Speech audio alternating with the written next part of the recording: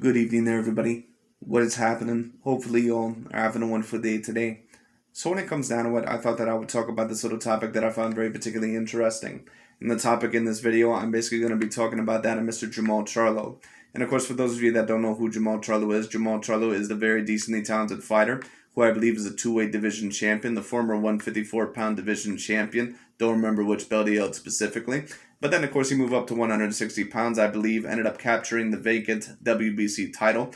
I believe after Canelo Alvarez, of course, at one point in time ended up vacating it, and Canelo Alvarez took business elsewhere. But anyways, of course, there's been a lot of conversations recently within the past, actually even more within, just the past few years, but also within the past several years, of course, the big question, when is the possibility of Canelo Alvarez versus Jermall Charlo going to come? Well, at the current moment of time, it seems like Canelo Alvarez has bigger business to attend to. Of course, his next fight is going to be over the big Russian contender, Mr. Dimitri Bivol. And I've stated a certain amount of times that I do believe that that is a great fight. Now, of course, a multitude of times, I have also stated that I don't think that fight is as big overall as the Jermall Charlo fight in terms of a monetary perspective, but in terms of an actual challenge. And who knows, maybe even in terms of the pay-per-view revenue, maybe it could be bigger than the Jermall Charlo fight. I just doubt it because Dimitri Bivol is not an American fighter. He's not a person that's going to be as well known or have as big of a fan base as a Jermall Charlo. But Dimitri Bivol, in my opinion, is a way decent more threat than that of a Jermall Charlo.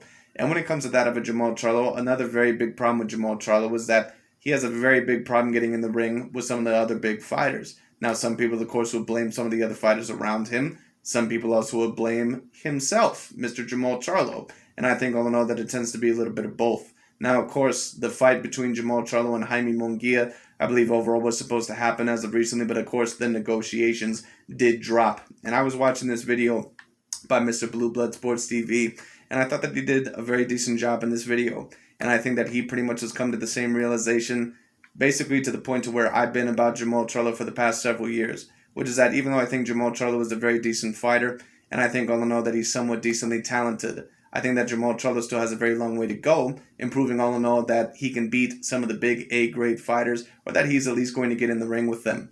Jermall Charlo, unless we're talking about a Gennady Triple G Golovkin or a Canelo Alvarez, and those aren't bad fights at all, but if you're a person that seems to have a hard time getting in the ring with some of the bigger names or not getting the fights that you always want to get, basically what that means is that sometimes you're going to have to take opportunities elsewhere.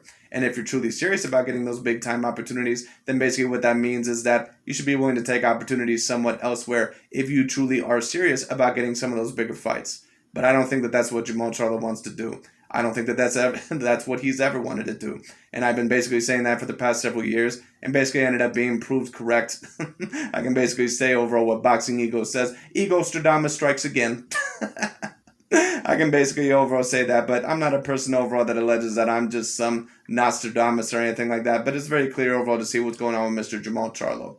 Jermall Charlo was no offense against the dude, it's no offense overall against the guy, but it's very clear that Jermall Charlo is not very serious about getting in the ring with a lot of the top tier contenders, unless their name is Gennady Triple G Golovkin or Canelo Alvarez. Because Jermall Charlo, I don't think that he wants to get in the ring with a certain amount of the other big-time boxers unless he believes that it's going to do a certain amount for his pound-for-pound acclaim or overall going to do a certain amount for his image. Kind of like George Kambosos at this point in time. George Kambosos does not seem severely interested in getting in the ring with the Devin Haney, and I think that he would rather get in the ring with the Vasily Lomachenko or Ryan Garcia or someone of a sort of Gervonta Tank Davis, which is fine. But if you can't get a hold of any of those fighters, then basically you're going to have no choice but to set the Devin Haney fight. That is if you want those bigger, broader opportunities, if you believe that you can win those fights. And I'm not quite sure if Jermall Charlo, just like George Kambosos with some of those fights, I'm not sure if Jermall Charlo truly believes that he can beat some of those bigger guys.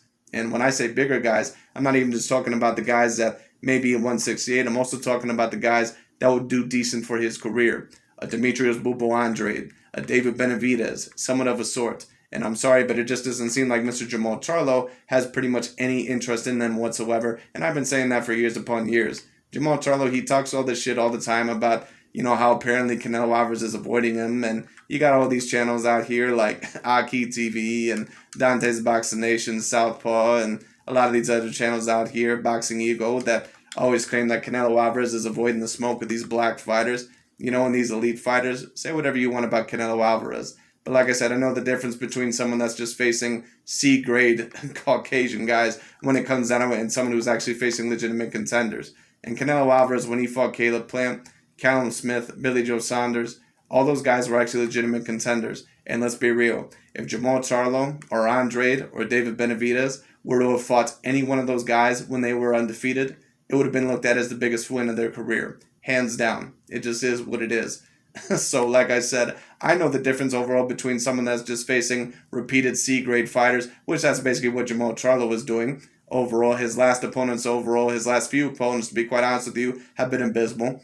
It just is what it is. His whole middleweight reign has pretty much been abysmal. It is what it is. Jermall Charlo really has not fought that good of an opponent ever since Sergey Derevyanchenko. And to be quite honest with you, I don't even think Sergey Derevyanchenko was that good. Sergey Derevyanchenko, I believe, was not even an official champion ever at any point in his career. He's a person, all in all, that already suffered 2 losses by the time Jermall Charlo fought him, and he never even was a legitimate champion, at least from what I remember. Now, of course, one may argue that he should have won over Gennady Triple G Golovkin, but that pretty much overall was a toast version over Gennady Triple G Golovkin anyway.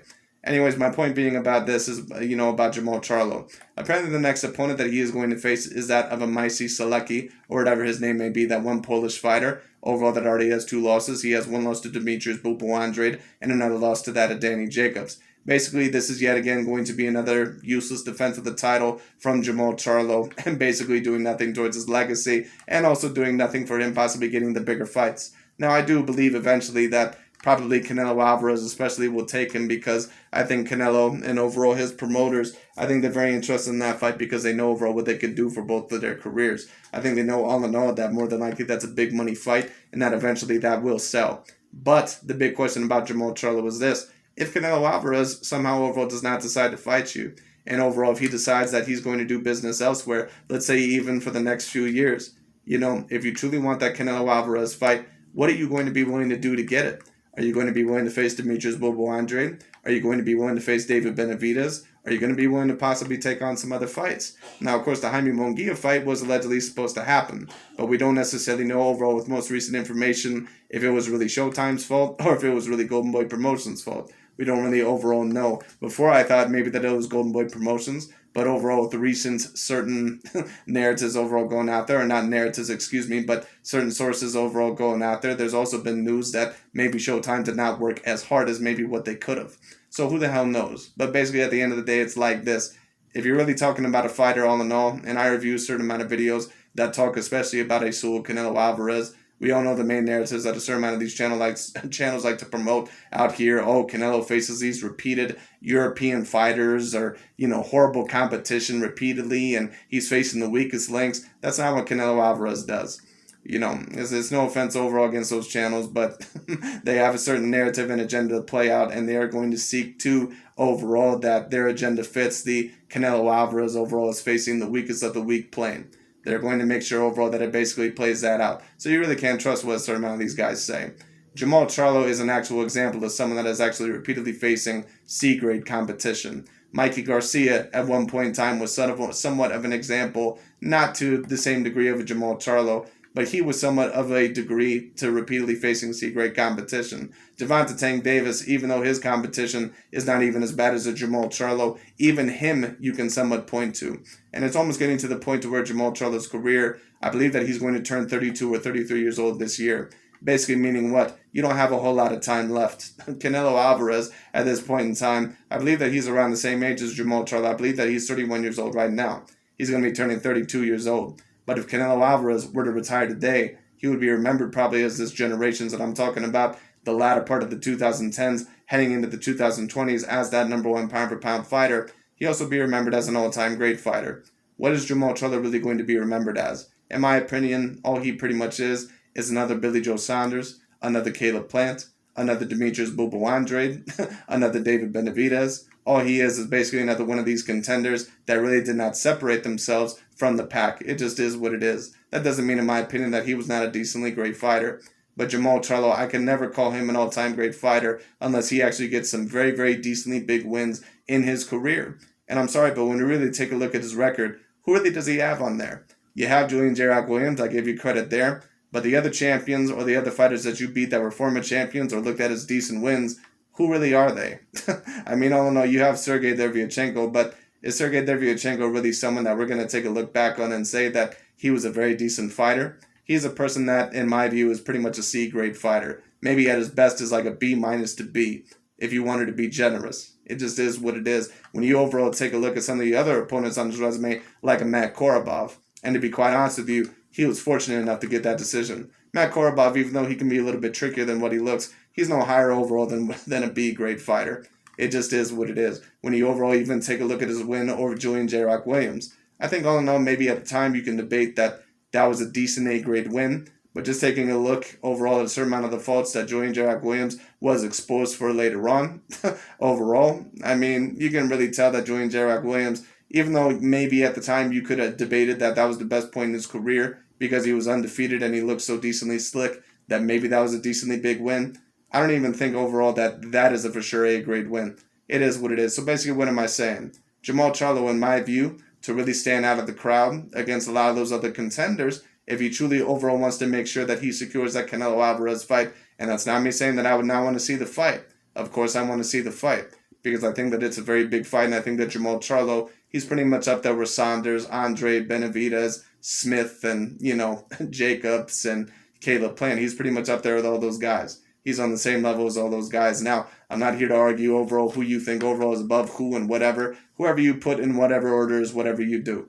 But at the end of the day, bottom line is this. Those fighters have not really stuck out their necks from each other really that much. When you really take a look at them, they all have their, faults. They all overall have their strengths. They all have somewhat of decent victories, but none of them overall have A-grade resumes. It is what it is. Some of them have split decisions, like a David Benavidez. Some of them have controversial decisions, like a Demetrius Andrade or a Billy Joe Saunders. And Jermall Charlo does as well. And this is why, in my view, Jermall Charlo and David Benavidez and some of these other guys, in my view, they've not really showed themselves overall to be the elite of the elite, at least compared overall to some of the other contenders that I've seen. Like I said, when we talk about Canelo Alvarez overall and his contenders that he has fought, I think that Araceli Lara and Gennady Golovkin, those are pretty much going to be the best contenders that he fought compared to those guys. That does not mean that I would not want to see those fights, but I've just never seen Jermall Charlo, David Benavidez, Billy Joe Saunders, or Caleb Plant on those guys' level. Never seen them on those guys' level. It just is what it is. And I think the same thing about Jermall Charlo. But the big question is he actually finally going to step up and possibly face that of a David Benavidez or a Demetrius Andrade? If you can't get the Jaime Munguia fight, if you can't get the Gennady Golovkin fight, if you can't get some of the other fights that you want, you're going to have to take some other opportunities elsewhere. Will he do that? I very highly doubt it. But we'll see. I don't know what happens. Because to be quite honest with you, I'm not even sure if Jermall Charlo can beat any of those other big names. But we'll see what happens. If he were to face Demetrius Andrade or David Benavidez, I'm not sure overall how well he would fare. They would be somewhat of 50-50 fights. But at the end of the day, Jermall Charlo, he may overall have to step in the ring with the real monster before he even gets to the main monster, and that is Mr. Canelo Alvarez. Now, let me also bring up this point when it comes on, because I've seen another channel, Mr. Boxing Ego, bring up this point as well, and I thought all in all that it was somewhat of a decent point, but, somewhat of a backhanded point, maybe not the best point, even though I understood overall what he was trying to say. And basically he said, he wants these fighters to fight each other, before he fights them. And, once again, if you're a person that alleges that the best should fight the best, you should really have no problem with that. But because they have a problem with Canelo Alvarez being the number one pound-for-pound fighter, all in all, they're going to bitch, moan, and complain about that. Basically, what Boxing Ego said is that Canelo Alvarez wants them to be weakened by fighting each other, and then he wants to face, basically, the shattered remains. Well, I hate to tell you this overall, Mr. Boxing Ego, and a certain amount of the other ones that may use that same point. But at the end of the day, the top contenders, they have to get the big fights by repeatedly facing usually decent top contenders. That's how it works in every single sport. Basically, we can make that point for a lot of other guys. We can say that LeBron James, the reason why he lost to the 2011 Dallas Mavericks is because he was so tired, because all in all, he had to make it out of the Eastern Conference Finals against that of the Boston Celtics. Or the reason why Marcos Maidana, the reason why he didn't beat Floyd Mayweather Jr. was because he was so tired against Adrian Broner. Or the reason why Miguel Cotto, the reason why he didn't beat Floyd Mayweather Jr. was because he beat Antonio Margarito right before that. So basically, what do these guys always say about Floyd Mayweather Jr.? They basically say that he fought certain guys coming off of their biggest win. Yes, no problem. So if that was the standard for Floyd Mayweather Jr., beating guys overall coming off of their greatest win, then Canelo Alvarez overall, you should have no problem with it either. So basically, what am I saying? If you overall had no problem with Floyd Mayweather Jr. or a certain amount of other fighters fighting guys, even if they had one of the tougher performances in their career, as long as they were coming off of a very decent win, then overall you should have no problem with that. I could also make that same point if I really wanted to, if I wanted to be stupid enough when it comes down to it all in all, and basically say, well, Floyd Mayweather Jr. fought a weak version of Canelo Alvarez because he was tenderized after he had a very tough fight with Austin Trout. Like, who actually would say that? At the end of the day, tough fights, yes, certain people may make the point that they make you weaker, and I get it to a certain degree, because sometimes after big fights or after certain fights overall, certain fighters are never the same. But the majority of the great fighters, the majority of the very, very good fighters, and Jermall Charlo was a very decent fighter. The majority overall of those little tests of adversity, they're actually going to make you stronger in the long run. And they're going to make the fight stronger as well. So my point being is this. Even now, I would love to see the Canelo Alvarez versus Jermall Charlo fight. For whatever reason, it seems like Canelo Alvarez, that he's got business elsewhere. And at the current moment in time, in my view, the light heavyweight division is probably decently tougher overall than any of the challenges that could be at the lighter weight classes right now for Canelo Alvarez. So if those boys, in my opinion, really want to stick their necks out as someone all in all that is really, I'm not going to say worthy of a Canelo Alvarez challenge, because I think they're all somewhat worthy, but as someone who truly wants that big prize fight next, then Jermall Charlo may have to step in the ring with some monsters. We'll see if he's willing to do it. I highly doubt it, because I don't think that Jermall Charlo all in all has ever really truly been interested in that, besides that of Canelo Alvarez or Gennady Triple G Golovkin, but we'll see what happens.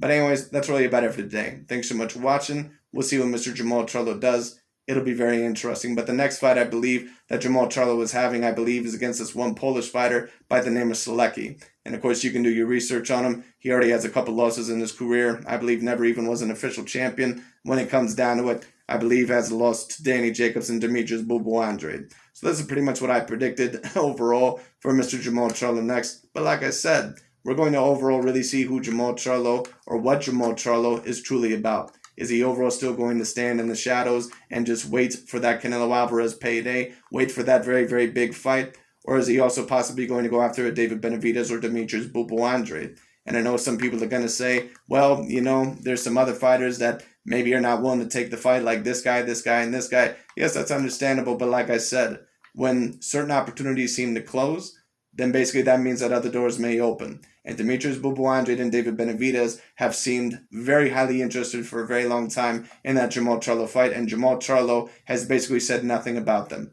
So we'll see all in all what happens. But anyways, that's pretty much about it for today. Thanks so much for watching, and we'll see overall what happens next.